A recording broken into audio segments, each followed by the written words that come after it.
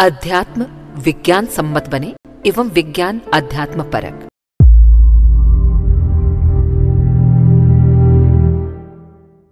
पिछले दिनों बुद्धिवाद एवं विज्ञान का जो विकास हुआ है उसने भौतिक सुविधाओं को भले ही बढ़ाया हो, आध्यात्मिक आस्था को दुर्बल बनाया है।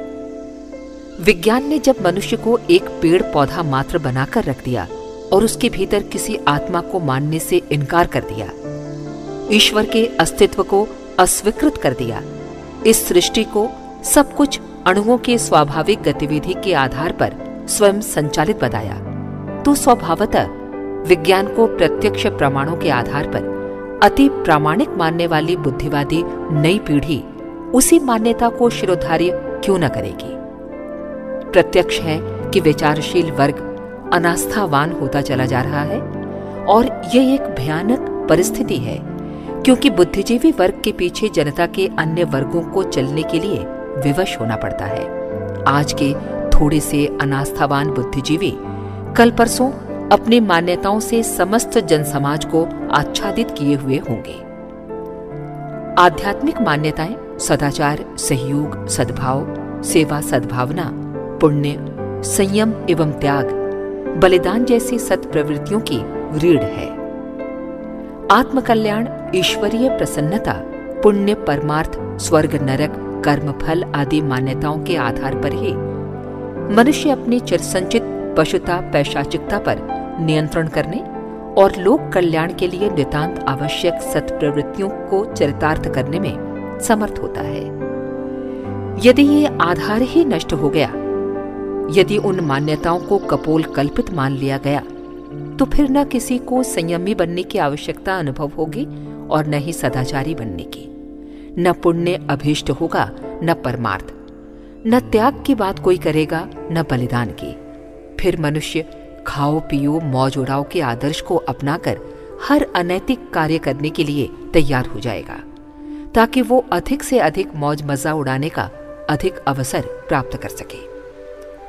कानूनी पकड़ एवं दंड से बचने का रास्ता अब अति सरल है। कानून बहुत ही ढीले ढाले हैं। फिर जिन पर कानून पालन के लिए विवश करने की, दंड देने दिलाने की जिम्मेदारी है, वे राज्य कर्मचारी ही कहां धूत के धुले हैं। अपराधी से सांठगांठ करने की कला उन्हें भी आ गई है और उस दुर्बलता से हर भ्रष्टाचारी, हर सामाजिक मर्यादाओं का उल्लंघन करने वाला पूरा लाभ उठाता है या उठा सकता है। केवल कानून के द्वारा अपराध रोक सकने की बात सोचना उपहासास्पद है। मनुष्य केवल अपनी अंतरात्मा की पुकार और ईश्वरीय सत्ता के रोक अनुग्रह का विचार स्मरण रखकर ही कुमार्ग से बचता है और सन्मार्ग को अपनाता है। यदि आत्मा और ईश्वर कोई है ही नहीं, कर्म फल देने की कोई अज्ञात व्यवस्था है ही नहीं, तो फिर पाप प्रवृत्तियों को अपनाकर शौक मौज के साधन जुटाने से भला कोई क्यों चूके।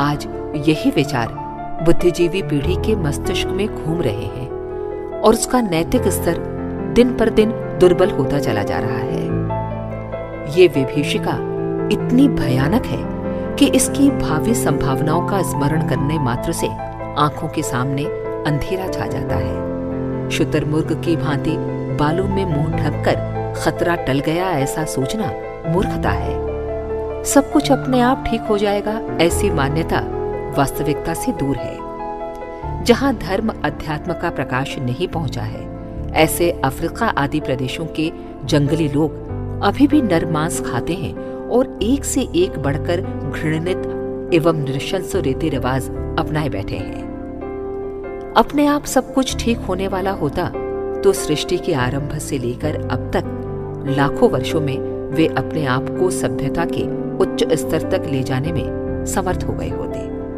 अपने आप कुछ नहीं होता, सब कुछ करने से होता है। ऋषियों ने लाखों वर्ष तक तप, त्याग, मनन, चिंतन करके अध्यात्म और धर्म का अति महत्वपूर्ण कलेवर खड़ा किया है। उसे जनमानस में प्रविष्ट कराने के लिए अगणित साधु ब्राह्मणों ने तिल तिल करके अपना जीवन जलाया है। अगणित धर्म ग्रंथ लिखे गए हैं और उन्हें पढ़ने, सुनने, समझने तथा हृदयंगम करने की स्थिति उत्पन्न करने के लिए अगणित मानववादी परंपराओं या रीति रिवाजों, प्रक्रियाओं, पूजा पद्धतियों एवं कर्मकांडों का प्रचलन किया गया है। लगातार उस विचारधारा से संपर्क बनाए रखने के लिए उन्होंने धर्म एवं अध्यात्म का विशालकाय ढांचा खड़ा किया है। यदि ऋषियों द्वारा प्रादुर्भूत धर्म संस्कृति का आविर्भाव न हुआ होता तो अन्य प्रदेशों की उद्धत जंगली जातियों की तरह समस्त जनसमाज पशु प्रवृत्तियां अपनाए होता और उसकी बौद्धिक विशेषता पतन की ओर उन्मुख होकर इस संसार में पैशाचिक कुकर्मों की आग जला रही होती। ईश्वर अपने आप सब कुछ कर लेगा, ये सोचना ठीक नहीं है। पिछले 80 वर्षों में संसार का 80% भाग बौद्धिक एवं राजनीतिक स्तर पर साम्यवादी शासन के अंतर्गत आ गया है। जिस तीव्र गति से यह चक्र घूम रहा है उसे देखते हुए अगले 20 वर्ष में शेष 20% भाग भी उसी मान्यता के क्षेत्र में चला जा सकता है। बुद्धिवाद और विज्ञान के द्वारा प्रतिपादित उन मान्यताओं के संबंध में हमें सतर्क रहना होगा जो मनुष्य को अनास्थावान एवं अनैतिक बनाती ही है। विचारों को विचारों से, मान्यताओं को मान्यताओं से, प्रतिपादनों से काटा जाना चाहिए। समय समय पर यही हुआ भी है। वाममार्गी विचारधारा को बौद्धों ने हटाया। बौद्ध धर्म के शून्यवाद का समाधान जगतगुरु शंकराचार्य के प्रबल प्रयासों द्वारा हुआ। लोगों को केवल तलवार बंदूकों की लड़ाइयां ही स्मरण रहती हैं। असली लड़ाइयां तो विचारों की लड़ाइयां हैं। वे ही जनसमूह के भाग्य का निर्माण करती हैं। प्रजातंत्र सिद्धांत के जन्मदाता रूसो और साम्यवाद के प्रवर्तक कार्ल मार्क्स की विचारधाराएं पिछली शताब्दियों से मानव समाज का भाग्य निर्माण करती रही हैं। पूंजीवाद, समाजवाद, अधिनायकवाद की विचारधाराओं ने भी अपने ढंग से अपनी महत्वपूर्ण सूचनाएं प्रस्तुत की हैं। बाह्य संघर्षों की पृष्ठभूमि में मूलतः ये विचारधाराएं काम करती हैं। देशों और जातियों का उत्थान पतन उनकी आस्थाओं और प्रवृत्तियों के आधार पर ही होता है, होता रहा है और हो सकता है। उत्कृष्ट आदर्शों के प्रति अनास्था उत्पन्न करने वाली आज की बुद्धिवादी और विज्ञानवादी मान्यता जिस तेजी से अपना प्रभाव क्षेत्र बढ़ाती चली जा रही है, उसकी भयंकरता की दुर्शस संभावना का मूल्यांकन कम नहीं किया जाना चाहिए। उसका प्रतिरोध करने के लिए तत्परता पूर्वक खड़ा होना चाहिए। युग के प्रबुद्ध व्यक्तियों की ये महती जिम्मेदारी है। इसकी न तो उपेक्षा की जानी चाहिए और न ही इसकी अवज्ञा। हमें एक ऐसा विचार मोर्चा खड़ा करना चाहिए जो भौतिकवादी अनास्था से पूरी तरह लोहा ले सके। यदि यह कार्य संपन्न किया जा सका तो समझना चाहिए कि मानव जाति के मस्तिष्क को धर्म, संस्कृति और अध्यात्म के अंधकार के गर्त में गिरने से बचा लिया गया। पर यह मोर्चा खड़ा न किया जा सका, उसे सफलता न मिली तो परिणाम प्रत्यक्ष है। कुछ ही दिनों बाद हम जंगली संस्कृति के, नास्तिकता के, पशु प्रवृत्तियों के पूरी तरह शिकार हो जाएंगे और लाखों वर्षों की मानवीय संस्कृति आत्मदाह करके अपना करुण अंत प्रस्तुत करेगी। समय रहते ही चेतने में बुद्धिमानी है। बुद्धिमत्ता की भूमिका प्रस्तुत करनी चाहिए। यही शुभारंभ किया भी जा रहा है। बुद्धि संपन्न एवं विज्ञान संपन्न अध्यात्म के प्रतिपादन की चर्चा इसी दृष्टि से की जा रही है। ये कहना सही नहीं कि धर्म, अध्यात्म, ईश्वर, आत्मा आदि का प्रतिपादन बुद्धि का नहीं, श्रद्धा का मिश्रण है। अंधश्रद्धा नहीं, विवेक संपन्न श्रद्धा ही स्थिर और समर्थ हो सकती है। प्राचीन काल के ऋषियों ने भी बुद्धि की शक्ति से ही अध्यात्म का सारा कलेवर खड़ा किया था। प्राचीन काल में श्रद्धा, शास्त्र और आप्त वचन जन मान्यता के आधार थे। अब यदि दिमाग, तर्क और प्रमाण उसके आधार बन गए हैं तो कोई कारण नहीं कि आज की जन मनोभूमि के अनुसार आध्यात्म सिद्धांतों का प्रतिपादन और समर्थन न किया जा सके। कार्य कठिन है, अति विस्तृत और अति श्रम साध्य है। उसके लिए भारी मनोयोग, अध्यात्म और प्रत्युत्पन्न मतित्व की आवश्यकता है, पर इस संसार में अभाव तो किसी भी वस्तु का नहीं। आखिर कठिन काम भी तो मनुष्यों ने ही किए हैं। ये काम भी ऐसा नहीं है जो किया न जा सके। सही आधार पर किए गए प्रतिपादन जब मनुष्य के अंतःकरण में बैठ जाते हैं तो उनके अनुसार वे आचरण भी करते हैं। गांधी युग में जब लोगों को स्वतंत्रता प्राप्ति की उपयोगिता और उसके लिए त्याग बलिदान की आवश्यकता समझाई गई तो लाखों लोगों ने बड़े से बड़े त्याग बलिदान उसके लिए किए। हजारों ने फांसी और गोली खाकर अपने जीवन न्योछावर कर दिए।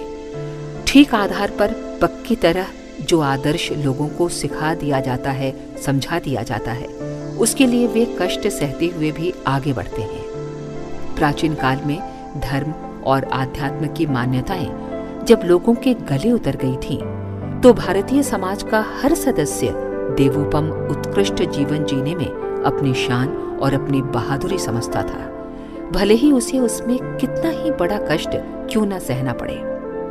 आगे भी यही रीति नीति बढ़ती जाती रहेगी।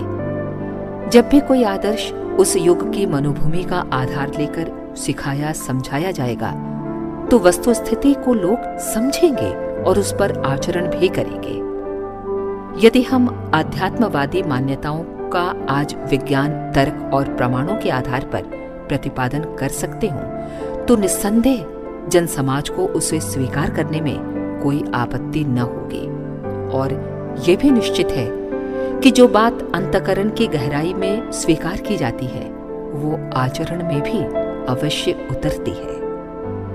आज अध्यात्म का प्रतिपादन जिन आदर्शों पर जिस ढंग से किया जाता है वे जनमानस में गहराई तक प्रवेश नहीं करते। कथा पुराणों, धर्मशास्त्रों, किंवदंतियों एवं परंपराओं की प्रामाणिकता पर अब लोगों के मन में संदेह उत्पन्न हो गया है। वे उन्हें किन्हीं किन्हीं व्यक्तियों की ऐसी कल्पनाएं मानते हैं जिनकी उपयोगिता एवं वास्तविकता प्रमाणित नहीं होती। शंका, शंकित और संदिग्ध मन से हम धर्म उपदेश सुन तो लेते हैं पर उसकी यथार्थता एवं व्यवहारिकता पर विश्वास नहीं करते। यही कारण है कि धर्मोपदेशों का विशालकाय कलेवर इतने बड़े आडंबर के साथ विद्यमान रहते हुए भी उसका जनजीवन पर कोई प्रभाव नहीं पड़ रहा है। धर्म के बाह्य आवरणों को एक एक पक्षपात के रूप में अपना लेते हैं पर आचरण में उन आदर्शों का प्रवेश तनिक भी नहीं होने देते जो धर्म की आत्मा है। इसका एक ही कारण है कि अध्यात्म को उन आदर्शों पर नहीं समझाया जाता जो आज की जन मनोभूमि के अनुरूप हो। आज हर व्यक्ति तर्क, प्रमाण और विज्ञान को आधार मानता है। इस युग में कोई भी मान्यता केवल इन तीन आधारों पर ही प्रामाणिक एवं ग्राह्य बन सकती है।